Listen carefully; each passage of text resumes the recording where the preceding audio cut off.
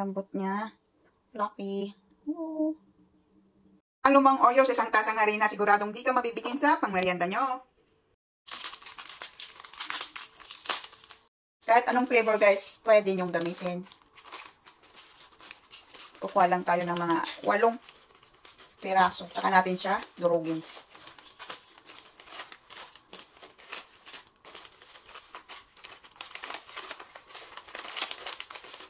Kung gusto nyo naman ng ma-chocolate, pwede nyo naman gamitin lahat to.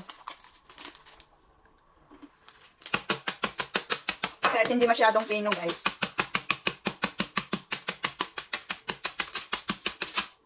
Okay na yan. Sa isang mixing bowl, ilagay na natin ang 1 cup all-purpose flour. 1/4 cup sugar. 10 ml na baking powder. 1/4 teaspoon na asin. Haluin lang natin. Saka natin ilagay ang 3/4 cup na milk. Pwede rin kayong gumamit ng tubig. 1 large egg. 2 tablespoon oil. Pwede rin ng melted butter.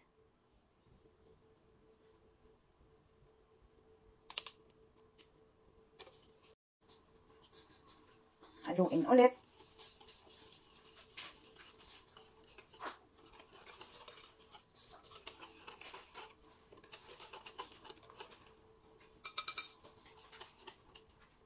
Lagay na natin yung Oreo.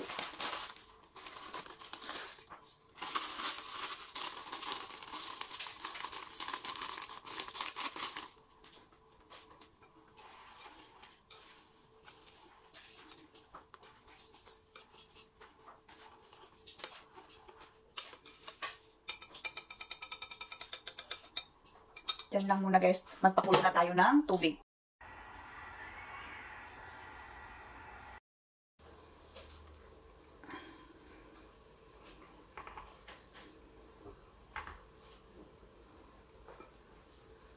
Lagay na natin sa ating molder. Gagamit ako ng loaf pan.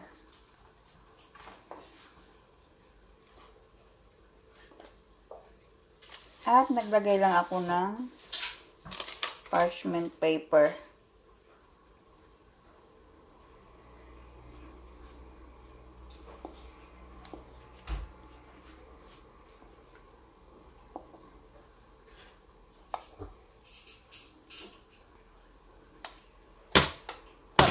Tap natin para maalis ang mga air bubbles. Ayan guys, kumukulo na yung tubig.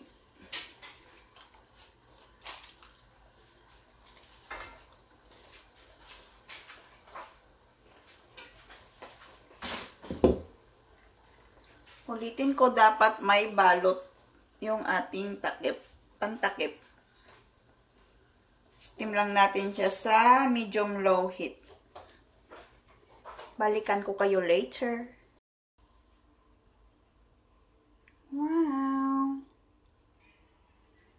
Wow! Ito na guys ang ating steamed Oreo cake.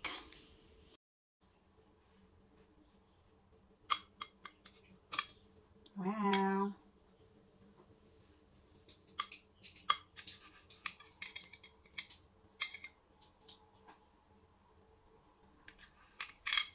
Ang lambot.